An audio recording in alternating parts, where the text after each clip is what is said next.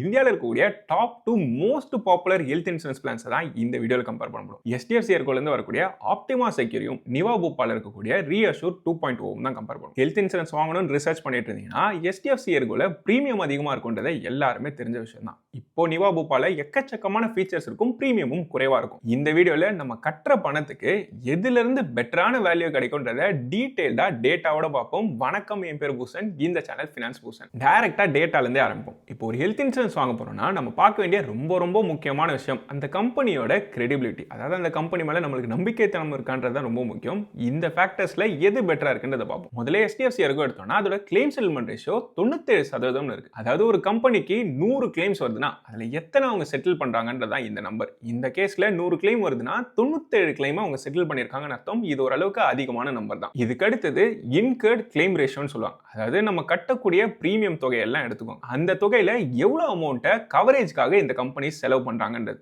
HDFCயோட கேஸ்ல 86% இருக்கு. அதாவது ஒவ்வொரு 100 ரூபான்ற பிரீமியமுக்கும் 86 ரூபா அளவுக்கு கிளைம்ஸ் இவங்க செட்டில் பண்ணிருக்காங்கன்றது அர்த்தம். இந்த ரேஷியோவை இன்னும் கிளியரா எக்ஸ்பிளைன் பண்ணா இப்போ 100க்கு 100% இருக்குன்னு வச்சுக்கோங்களேன். ஒரு கம்பெனி வாங்கக்கூடிய மொத்த தொகையுமே கிளைம்ஸை செட்டில் பண்றதுக்கே செலவு பண்ணிட்டு இருக்காங்கன்னு அர்த்தம். இந்த கேஸ்ல நிறைய ஃபால்ஸ் கிளைமும் வரும். அப்படி எல்லாத்தையும் அவங்க செலவு பண்ணிட்டாங்கன்னா கம்பெனியே நஷ்டத்துல இருக்குன்னு அர்த்தம். ஸோ இந்த வேல்யூ ரொம்ப இருந்தாலும் அந்த கம்பெனியே ஸ்டேபிளா இருக்கிறதுக்கு வாய்ப்பு இல்லைன்னு அர்த்தம். அதே மாதிரி இந்த வேல்யூ 40 தான் இருக்குன்னு வச்சுக்கோங்க. அந்த கம்பெனி மொத்தமா 100 ரூபா சம்பாரிச்சதுன்னா 40 ரூபாய்க்கு தான் கிளைம் செட்டில்மெண்ட்டுக்குலாம் செலவு பண்ணுதுன்னு அர்த்தம். அப்படின்னா அந்த கம்பெனி கரெக்டா இல்லைன்னு அர்த்தம். ஸோ 86% ஒரு நல்ல நம்பர்னே சொல்லலாம். அந்த கம்பெனியும் ஃபினான்ஷியலி ஸ்டேபிளாகவும் ஸ்ட்ராங்காகவும் இருக்காங்கன்னு அர்த்தம். அதே மாதிரி வரக்கூடிய கிளைம்ஸ்ல ஜெனியூனா அவங்க செட்டிலும் பண்ணிட்டு வராங்கன்னு அர்த்தம். இதுக்கு அடுத்தது கம்ப்ளைண்ட்ஸ் ரேஷியோ. 10,000 கிளைம் செட்டில் பண்றாங்கன்னா அதுல எத்தனை கம்ப்ளைண்ட்ஸ் வந்திருக்குன்றதா இந்த நம்பர். இவங்களோட கேஸ்ல 9ன்றதா நம்பர். அதாவது 10,000 செட்டில் பண்ண கிளைம்ஸ்ல 9 கம்ப்ளைண்ட் மட்டும் தான் வந்திருக்கு. இது ரொம்ப நல்ல நம்பர்னே சொல்லலாம். இந்த வேல்யூ யூஸ் பண்ணி அந்த கம்பெனியோட சர்வீஸ் எப்படி இருக்குன்றதை நம்மளால கிளியரா புரிஞ்சுக்கணும். இதுக்கு அடுத்தது அவங்க கிட்ட இருக்கக்கூடிய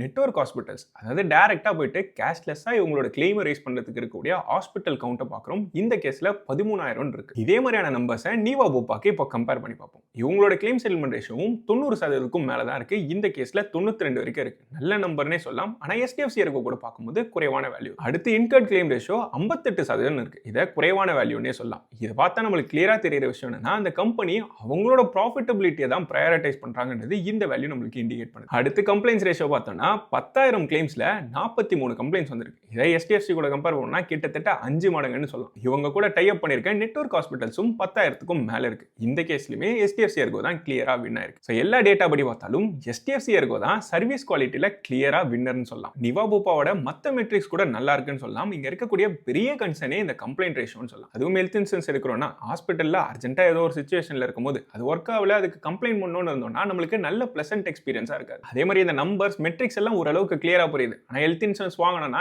எங்க இருந்து வாங்கணும், எப்படி ஆரம்பிக்கணும், எதுவுமே கிளாரிட்டி இல்லைன்னு சொன்னீங்கன்னா I would highly recommend Ditto insurance. பேசிக்கா அவங்க எந்த ஒரு பர்டிகுலர் கம்பெனிக்குமான இன்சூரன்ஸ் ஏஜென்ட் கிடையாது. அதாவது ஒரு கம்பெனிக்கு ஏஜென்ட் இருந்தாங்கன்னா அதை தான் விற்கணும்னு அவங்களுக்கு கடமையா இருக்கும். இவங்களோட ஸ்பெஷாலிட்டியை அன்பயாஸ்டா உங்களோட பர்சனல் சிச்சுவேஷனுக்கு எந்த பிளான் உங்களுக்கு பெஸ்ட் ஃபிட்டா இருக்குமோ அதை ஐடென்டிஃபை பண்ண உதவுவாங்க. அதுவும் கம்ப்ளீட்டா ஃப்ரீ ஆஃப் காஸ்டா அவங்களோட எக்ஸ்பர்ட்ஸ் கூட உங்களால பேசியே சூஸ் பண்ண முடியும். டிட்டோவே மொத்த இன்சூரன்ஸோட டாக்குமெண்டேஷன் ப்ராசஸையும் ஹேண்டில் பண்ணுவாங்க. டிட்டோட இன்னொரு ஸ்பெஷாலிட்டி, ஒரு பாலிசியை உங்களுக்கு வாங்குறதுக்கு ஹெல்ப் பண்றதோட நிறுத்தாம அதுல கிளைம் ரைஸ் பண்ணணும்னாலும் இல்ல செட்டில்மெண்ட் நடக்கணும்னாலும் அந்த என்டையர் ப்ராசஸ்க்கும் அவங்களே ஹெல்ப் பண்ணுவாங்க. இவங்களோட யூனிக் செல்லிங் பண்ணிட்டு அவங்க கம்ப்ளீட்லி ஸ்பாம் ஃப்ரீ. அதாவது தேவையில்லாத மெசேஜோ மெயிலோ இல்ல காலோ பண்ணி நம்மள ஃபாலோ அப்லாம் பண்ண மாட்டாங்க. நீங்களா அவங்களோட வெப்சைட்டுக்கு போயிட்டு உங்களுக்கு கன்வீனியன்ட் டைம்ல ஃப்ரீயான ஸ்லாட்டும் புக் பண்ணிக்கலாம். அந்த டைமுக்கு மட்டும் அவங்களோட அட்வைசர்ஸ் உங்களுக்கு கைட் பண்ணுவாங்க. அதுக்கான லிங்க்கும் டிஸ்கிரிப்ஷன்லயும் கமெண்ட்லயும் வரேன். நீங்க கால் புக் பண்ணும்போதே உங்களுக்கு தமிழ் அட்வைசர்ஸ் தான் வேணும்னா தமிழ் அட்வைசர்ஸ் கமெண்ட்லயே மென்ஷன் பண்ணிட்டீங்கன்னா அவங்க கூட உங்களை கனெக்ட் பண்ணிடுவாங்க. டிட்டோவோட இன்னொரு ஸ்பெஷாலிட்டி, அவங்களோட வெப்சைட்ல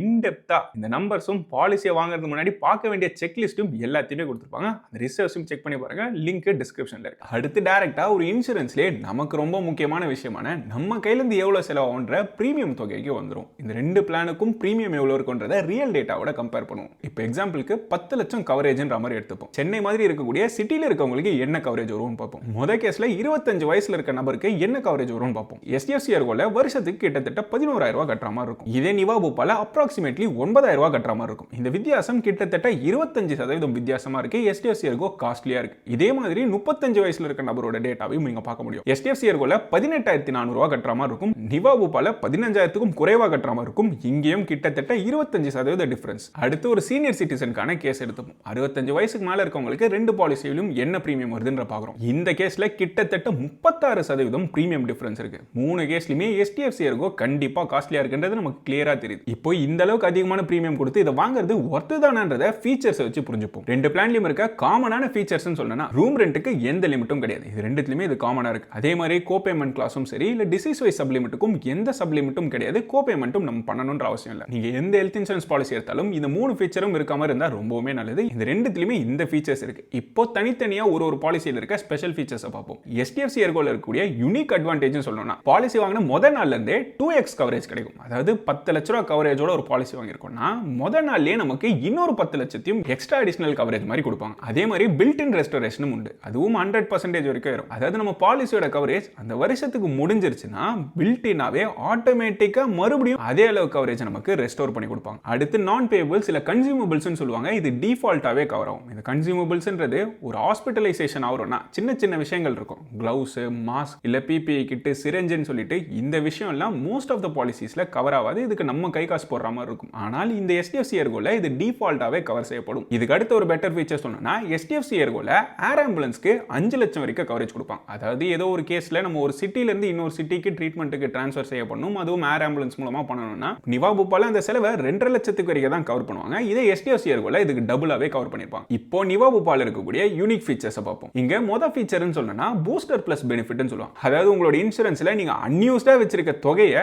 அக்குமுலேட் பண்ணிட்டே போலாம். அதாவது ஒவ்வொரு வருஷமும் நீங்க யூஸ் பண்ணாம வைக்கக்கூடிய தொகையை அடுத்த வருஷத்துக்கு கூட்டிட்டே போலாம். இந்த மாதிரி தொடர்ந்து கூட்டிட்டு போறதுக்கு ஒரு லிமிட் வச்சிருப்பாங்க. அதையும் டிஃபரண்ட் பிளான்ஸ் படி லிமிட் பண்ணிட்டு வரோம். இப்போ பிரான்ஸ் பிளஸ் பிளான் எடுத்தீங்கன்னா இங்க 3 மடங்கு வரைக்கும் உங்களால அக்குமுலேட் பண்ண முடியும். அதாவது 10 லட்ச ரூபாய் கவரேஜ் எடுத்திருக்கீங்கன்னா தொடர்ந்து நீங்க யூஸ் பண்ணாமலே இருந்துட்டு இருந்தீங்கன்னா அதை 30 லட்சம் வரைக்கும் கூட்டிட்டு போலாம். சோ ஓவராலா 40 லட்சம் பெனிஃபிட் கிடைக்கிறதுக்கு வாய்ப்பு இருக்கு. அதே மாதிரி பிளாட்டினம் பிளஸ்ல அதை 5 மடங்கு வரைக்கும் ஏத்திட்டே போலாம். அதாவது தொடர்ந்து 5 வருஷம் நீங்க கிளைம் பண்ணாமலே இருக்கீங்க, 10 லட்ச ரூபாய் கவரேஜ் ஒரு வருஷத்துக்குனா அதை தொடர்ந்து ஏத்திட்டே வந்தா 50 லட்சம் வரைக்கும் இந்த கவரேஜ் பெனிஃபிட்டை கூட்டிட்டே வந்துருக்க முடியும். சோ ஓவராலா 5 வருஷம் கழிச்சு உங்களுக்கு 60 லட்சத்துக்கு கவரேஜ் இருக்க மாதிரி இருக்கும். அதே மாதிரி டைட்டானியம் பிளஸ் எடுத்தீங்கன்னா 10 வருஷத்துக்கு இதை ஏத்திக்கிட்டே போலாம். சோ 10 வருஷம் சொல்லும்போது 10 லட்சம் கவரேஜ்க்கு 1 கோடி ரூபாய் பெனிஃபிட் மட்டும் வந்திருக்கும். எக்ஸ்ட்ரா 10 லட்ச ரூபாய் அந்த 10 வருஷத்துக்கு சேர்த்தோம்னா 1 கோடியே 10 லட்சத்துக்கு பெரிய கவரேஜ் நமக்கு கிடைச்ச மாதிரி இருக்கும். நிவா பூபா பிளானோட உண்மையான யூனிக் ஃபீச்சர்னு சொன்னா அவங்க பிரீமியமை ஏஜ் படி லாக் பண்றதுக்கும் அலோ பண்ணுவாங்க. அதாவது நீங்க கிளைமே பண்ணாம இருந்தீங்கன்னா ஒரு பர்டிகுலர் பிரீமியமுக்கு ஒரு பர்டிகுலர் ஏஜ்ல எடுத்திருப்பீங்க. யூசுவலா வயசாக ஆக அந்த பிரீமியமும் இன்க்ரீஸ் ஆயிட்டு வரும். ஆனால் இந்த கேஸ்ல நீங்க எவ்வளவு வருஷம் கிளைம் பண்ணாம இருந்துட்டு வரீங்களோ கிளைம் பண்ணாத வரைக்கும் உங்களுக்கு பிரீமியமே இன்க்ரீஸ் பண்ண மாட்டாங்க. சோ என்ட்ரி ஏஜ்ல என்ன பிரீமியம்ல இருக்கும் அந்த பிரீமியம்ல அதை லாக் பண்ணிக்க முடியும். இது பிளாட்டினம்லயும் டைட்டானியம் வேரியன்ட்ஸ்லயும் இந்த ஃபீச்சர் கிடைக்கும். இதுக்கு அடுத்து அன்லிமிட்டெட் ரெஸ்டரேஷன் கொடுக்குறாங்க. அதாவது நம்மளோட கிளைம் முதல்ல ஒரு கிளைம் பண்ணதுக்கு அப்புறம் அதை ஆட்டோமேட்டிக்கா ரெஸ்டோர் பண்ணுவாங்க. இந்த ரெஸ்டரேஷனும் அன்லிமிட்டடா நமக்கு கிடைச்சிட்டே வரும். இன்னொரு நல்ல பெனிஃபிட்னு சொல்லணும்னா பெரும்பாலான இன்சூரன்ஸ் பாலிசில 24 மணி நேரத்துக்கு மேல ஹாஸ்பிட்டல் அட்மிட் ஆனாதான் அதை கவர் பண்ணுன்னு சொல்லுவாங்க. இந்த கேஸ்ல இங்க வெறும் 2 மணி நேரம் அட்மிட் ஆயிருந்தாலும் இவங்க கவரேஜ் கொடுப்பாங்க. சோ ஷார்ட்டர் ஹாஸ்பிட்டலைசேஷனும் இங்க இருக்கக்கூடிய யூனிக் ஃபீச்சர்னே சொல்லலாம். இப்போ ரியாலிட்டி செக் வரும். இந்த ரெண்டு பாலிசிஸோட ஃபீச்சர்ஸை என்னதான் பார்த்தாலும் ப்ரௌசர்ல இல்லாத விஷயங்களை புரிஞ்சுக்கிறது ரொம்ப இம்பார்ட்டன்ட். இப்போ HDFC ERGOட ஆப்டிமா செக்யூர் எடுத்தீங்கன்னா கண்டிப்பா அதோட பிரீமியம் அதிகமா இருக்கிறதுல டவுட்டே கிடையாது. ஆனால் அதிகமான பிரீமியம் கொடுக்கிறதுல நம்மளுக்கு ஒரு பீஸ் ஆஃப் மைண்ட் கிடைக்குது. நிம்மதியா ஒரு நல்ல பாலிசி தான் வச்சிருக்கேன்னு யோசிக்கிறீங்கன்னா இந்த பாலிசியை ப்ரிஃபர் பண்ணலாம். ஏன்னா நம்ம கிளைமுக்கு போறோம்னா கிளைம் எப்படியும் செட்டில் ஆயிடும்ன்ற ஒரு நம்பிக்கையோட இருக்கிறதுக்கு HDFC ERGO ப்ரிஃபர் பண்ணலாம். அதாவது உங்களுக்கு பிரீமியம் சேவ் பண்றதெல்லாம் பிரையாரிட்டி கிடையாது. பெட்டரான வேல்யூவும் பெட்டரான சர்வீஸும் வேணும்னா இந்த பாலிசியை ப்ரிஃபர் பண்ணலாம். இவங்களோட நல்ல ஃபீச்சர் முதல் நாள்ல இருந்து 2x கவரேஜ் கொடுக்குது. அதாவது 10 லட்ச ரூபாய்க்கு எடுத்தாலே நம்மளுக்கு 20 லட்ச ரூபாய் கவரேஜ் கிடைக்குதுன்ற நம்பிக்கையும் இங்க கிடைச்சிரும். இதே நீங்க நிவா பூபா எடுக்கணும்னா அவங்களோட பாலிசியோட ஃபீச்சர்ஸ் எல்லாம் பார்த்தோம்னா கண்டிப்பா அவுட்ஸ்டாண்டிங்கா இருக்கும். நல்ல ஃபீச்சர்ஸ் கண்டிப்பா இருக்கும். பேப்பர்ல பார்க்கும்போது இது எல்லாமே நல்லா தான் இருக்கு. இன்ஃபேக்ட் பிரீமியமும் சிக்னிஃபிகண்டா குறைவாகவும் இருக்கு. யாரெல்லாம் பணத்தை சேவ் பண்ணணும், பிரீமியம் கம்மியா வந்தா பரவாயில்ல, எனக்கு சர்வீஸ் குவாலிட்டி கீழே போனாலும் நான் எப்படியா சண்டை போட்டு வாங்கிடுவேன்னு யோசிக்கிறீங்கன்னா இதை ப்ரிஃபர் பண்றதுல பிரச்சனை கிடையாது. ஆனால் அவங்க கிட்ட இருக்க கம்ப்ளைண்ட்ஸை மறந்துடக்கூடாது. அவங்களோட கம்ப்ளைண்ட் ரேஷியோ 43 இருந்தது. அதாவது 1000 கிளைம் வந்ததுன்னா 43 கம்ப்ளைண்ட்ஸ் வரதுக்கு வாய்ப்பு இருக்கு. அந்த 43 நம்பர்ல நம்மளா இருந்தோம்னா நம்மளுக்கு தலைவலியா மாறிடும். இல்ல எனக்கு அந்த சான்சஸ் கம்மி தான் யோசிக்கிறீங்கன்னா நிவா பூபாவை கண்டிப்பா சூஸ் பண்ணலாம். அதுல சேவிங்ஸும் கிடைக்கும். இப்போ எந்த பாலிசி யாருக்கு கரெக்டா இருக்கும்ன்றது புரிஞ்சுக்கிட்டோம்னா இதை சூஸ் பண்றது இன்னுமே ஈஸி ஆயிடும் சொல்லலாம். இப்போ HDFC ERGO நீங்க சூஸ் பண்ணணும்னா இந்த கிரைட்டீரியா இருக்கீங்களான்னு செக் பண்ணிக்கோங்க. எக்ஸ்ட்ரா பிரீமியம் கட்டுறதுக்கு பிரச்சனை கிடையாது. ஸ்ட்ரெஸ் இல்லாம எனக்கு எப்படியா செட்டில்மெண்ட் நடக்கணும்னு யோசிச்சீங்கன்னா HDFC ERGO ப்ரிஃபர் பண்ணலாம். அதே மாதிரி நீங்க சீனியர் சிட்டிசனா இருந்தாலோ இல்ல ஆல்ரெடி ஏதாவது எக்ஸிஸ்டிங் இல்னஸ் இருந்ததுனாலோ HDFC ERGO ஒரு பெட்டர் சாய்ஸா இருக்கும். இல்ல நீங்க யங் அண்ட் ஹெல்த்தியா தான் இருக்கீங்க, 30-35 வயசு கீழே இருக்கீங்கன்னா நிவா பூப்பாவை ப்ரிஃபர் பண்ணலாம். அதுவும் பர்டிகுலரா பட்ஜெட் டைட்டா இருக்கு, நான் கம்மியான பிரீமியம் தான் கட்டணும்னு யோசிக்கிறீங்கன்னா இது ஒரு பெட்டரான சாய்ஸா இருக்கலாம். ஆனால் அதுல சர்வீஸ் இஷ்யூ வந்தா அதை நான் மேனேஜ் பண்ணிடுவேன்ற மைண்ட் செட் இருந்தா மட்டும் எடுத்துக்கோங்க, இல்ல கம்ப்ளைண்ட்ல மாட்டி கஷ்டப்படுற மாதிரி மாறிடும். பர்சனலா என்னோட சாய்ஸ் கேட்டீங்கன்னா HDFC ERGO எடுத்துட்டு போயிடலாம். அதாவது எக்ஸ்ட்ரா பிரீமியம் கட்டினாலும் தலைவலி இல்லாம எனக்கு கிளைம் வந்துரும்ன்ற நம்பிக்கை இருக்கும். அதனால இந்த சாய்ஸ் ரிலேட்டிவ்லி ஸ்ட்ரெஸ் ஃப்ரீயா இருக்கும்ன்றது என்னோட ஒப்பீனியன். இப்போ இது ரெண்டுத்துல எந்த பாலிசி நீங்க வாங்குறீங்கனாலும் அதோட வேல்யூவை இன்னும் என்ஹான்ஸ் பண்ணணும்னா ப்ராப்பரான ஆட் ஆன்ஸ் ஆட் பண்றது ரொம்ப இம்பார்ட்டன்ட். இப்போ இந்த ரெண்டு பாலிசிக்கு என்னென்ன ஆட் ஆன்ஸ் இருக்குன்றதை கிளியரா புரிஞ்சுப்போம். HDFC ERGO எடுத்தீங்கன்னா இதுல இருக்கக்கூடிய ரெஸ்டரேஷன் பெனிஃபிட்டை அன்லிமிட்டடா எக்ஸ்டெண்ட் பண்ணணும்னு நினைச்சீங்கன்னா அதுக்குன்னு ஒரு ஆட் ஆன் இருக்கும். யூசுவலா இது காஸ்ட் எஃபெக்டிவா இருக்கும். அதாவது நம்ம கிட்ட இருக்க கவரேஜை நம்ம யூஸ் பண்ணிட்டோம், அதுக்கப்புறம் அதை ரெஸ்டோர் பண்றது ஒரு வாட்டி ரெஸ்டோர் பண்றாங்க, அதை தொடர்ந்து அந்த வருஷத்துக்கு அன்லிமிட்டடா ரெஸ்டோர் பண்ணிக்கிட்டே இருக்கணும்னு நினைச்சீங்கன்னா இந்த ஆட் ஆன் உங்களுக்கு கண்டிப்பா பெனிஃபிஷியலா இருக்கும். அதாவது OPD கவரேஜ், அதாவது சின்ன சின்ன கேசஸ்க்கு டாக்டர் கிட்ட போவோம்ல, அந்த எக்ஸ்பென்சஸையும் கவர் பண்ணணும்னு நினைச்சீங்கன்னா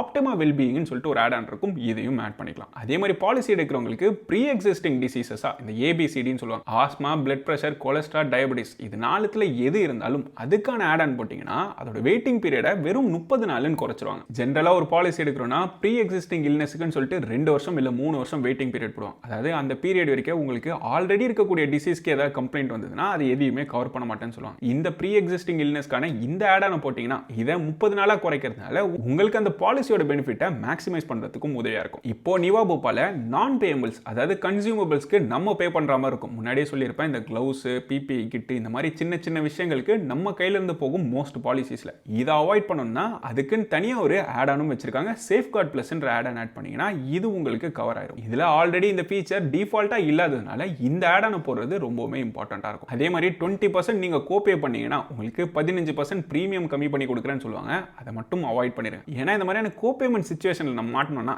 என்னதான் இந்த பிரீமியமே கம்மியா இருந்தாலும் நம்ம இதுல அதிகமா நஷ்டப்பட்டிருப்போம். இதை டியர்டு நெட்வொர்க்ல உங்களால அவைல் பண்ண முடியும்னு சொல்லுவாங்க, அதை அவாய்ட் பண்ணிக்கோங்க. அதே மாதிரி இங்கேயுமே ப்ரீ எக்ஸிஸ்டிங் இல்னஸ்க்கு, அதாவது டயபெட்டிஸோ இல்ல ஹைப்பர் டென்ஷனோ இருக்குன்னா அதை டே 1ல இருந்து கவர் பண்றதுக்கும் தனியா ஒரு ஆட் ஆன் இருக்கு. அந்த ஆட் ஆன் ஆட் பண்றது ரொம்ப பெட்டர். அந்த ஆட் ஆன் ஆட் பண்ணீங்கன்னா உங்களோட ப்ரீ எக்ஸிஸ்டிங் வெயிட்டிங் டைம் இந்த டிசீசஸ்க்கு குறைஞ்சிருக்கும். ஸோ மெஜாரிட்டி ஃபேமிலிஸ்க்கு HDFC ERGOவோட ஆப்டிமா செக்யூர் பெட்டர் சாய்ஸா இருக்கும். இங்க உங்களுக்கு பெருசா சேவிங்ஸ்லாம் இருக்காது. ஒருவேளை நீங்க பணத்தை சேவ் பண்ணணும்னு யோசிக்கிறீங்கன்னா நிவா பூபாவை ப்ரிஃபர் பண்ணலாம். இங்க ஃபீச்சர்ஸ் எக்ஸெப்ஷனலா இருக்கும், ஆனா கிளைம் ப்ராசஸ்ல சர்வீஸ் குவாலிட்டி குறைவா இருக்கிறதுக்கான வாய்ப்புகள் கொஞ்சம் அதிகம். ஒரு இன்சூரன்ஸ் சூஸ் பண்றீங்கன்னா குறைஞ்ச விலையில இருக்கு அதனால சூஸ் பண்றேன்னு மட்டும் எப்பவுமே சூஸ் பண்ணாதீங்க. உங்களோட ஃபேமிலி நீடுக்கும் உங்களுக்கும் எது செட் ஆகுன்றதை கரெக்டா பார்த்து சூஸ் பண்ணுங்க. அதுவும் கிளைம்ல உங்களுக்கு பிரச்சனை வந்ததுன்னா தலைவலி ரொம்ப அதிகமாயிட்டே வரும். இப்போ இன்சூரன்ஸை புதுசா வாங்குறதுக்கு மட்டும் இல்லாம கிளைமுக்கும் உங்களுக்கு அசிஸ்டன்ஸோட வேணும்னு யோசிச்சீங்கன்னா டிட்டோ பிளாட்ஃபார்மை கண்டிப்பா செக் பண்ணி பாருங்க. அவங்களோட லிங்க் டிஸ்கிரிப்ஷன்லயும் கமெண்ட்லயும் விட்டுருக்கேன். ஃப்ரீயா கால் ஸ்கெடியூல் பண்ணி அவங்க எக்ஸ்பர்ட்ஸ் கிட்ட உங்களுக்கு ஏற்ற இன்சூரன்ஸை வாங்க முடியும். Ditto completely spam free.